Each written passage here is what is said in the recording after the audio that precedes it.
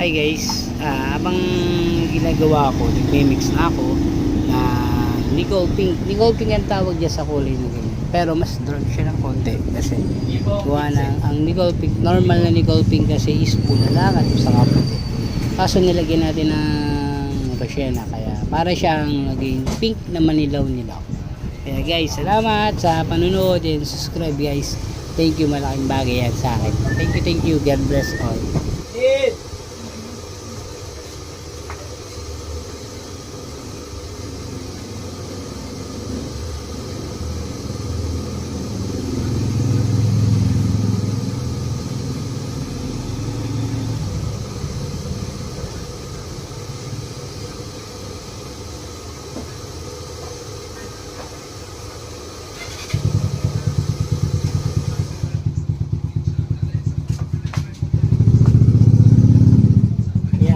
Lang daw ng konti ay sabi ng customer, pero okay na yan. Dagdagan pa natin ng unay shell para parehas okay na yan.